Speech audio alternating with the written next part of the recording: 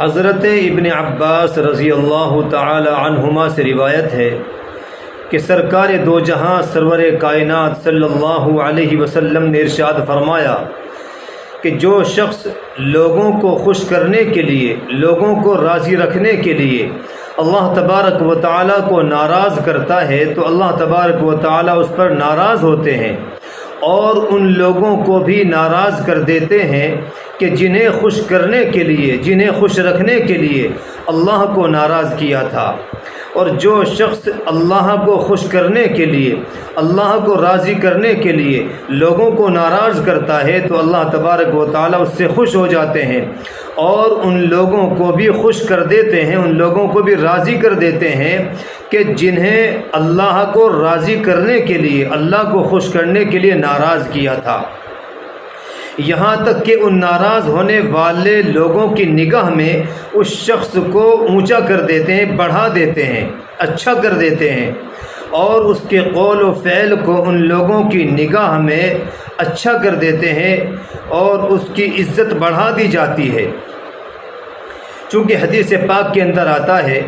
لا طاعت لمخلوق فی معصیت الخالق، کہ مخلوق کی ایسی اطاعت اور فرما برداری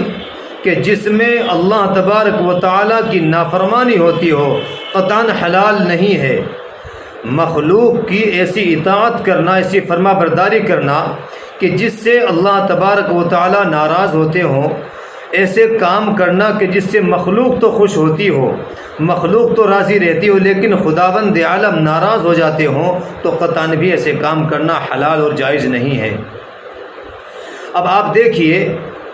کہ اللہ کو ناراض کر کے، اللہ کو ناراض رکھ کر کے لوگوں کو خوش رکھنے کے لیے ہمارے معاشرے کے اندر بہت ساری شکلیں رائج ہیں۔ مثال کے طور پر شادی بیاہ کے موقع پر اپنی برادری اور رشتہ داروں کو خوش کرنے کے لیے اللہ کی نافرمانی کی جاتی ہے، ڈھول تماشے بجائے جاتے ہیں، اور غیر ضروری کام ہوتے ہیں، شریعت کے خلاف کام ہوتے ہیں، ناچ گانے ہوتے ہیں۔ یہ تمام کے تمام وہ کام ہیں کہ جن سے اللہ ناراض ہوتے ہیں، اور اللہ ناراض ہوتے ہیں تو ساتھ ساتھ میں ان کے گھر والے خوش ہوتے ہیں، رشتہ دار خوش ہوتے ہیں۔ اگر کسی سے ایسے موقع پر کہا بھی جاتا ہے کہ بھائی ایسے کام کرنے صحیح نہیں، آپ نے یہ ناچ کیوں کیا، یہ گانے کیوں بجوائے، ڈی جے کیوں بجوایا، تو وہ لوگ کہتے ہیں کہ جی بچے تھے انہوں نے کر دیا۔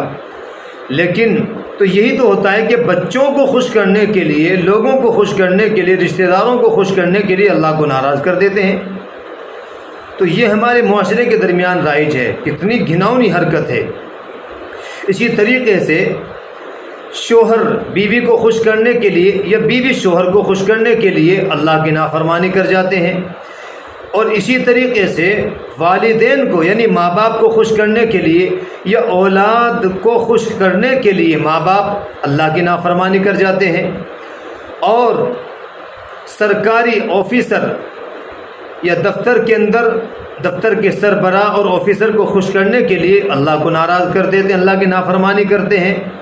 ٹھیک اسی طریقے سے سیاسی یا مذہبی لیڈروں کو خوش کرنے کے لیے اللہ کو ناراض کر دیتے ہیں، اور اسی طرح سے اپنے دوستوں کو، اپنے یاروں کو، اپنے رشتہ داروں کو خوش کرنے کے لیے اللہ کی نافرمانی کرتے ہیں۔ تو مجھے آپ سوچ سمجھ کر کے بتائیں کہ کیا اللہ کو ناراض کر کے مخلوق کی اطاعت کرنا اور ایسے کام کرنا کہ جو شریعت کے بھی خلاف ہیں اور جو معاشرے میں اچھے بھی نہیں سمجھے جاتے، اللہ جن سے ناراض ہوتا ہے، رسول جن سے ناراض ہوتا ہے، تو کیا ایسے کام کرنا امت کے لیے جائز ہے؟ ہم کس منہ سے اللہ کے نبی کا سامنا کریں گے؟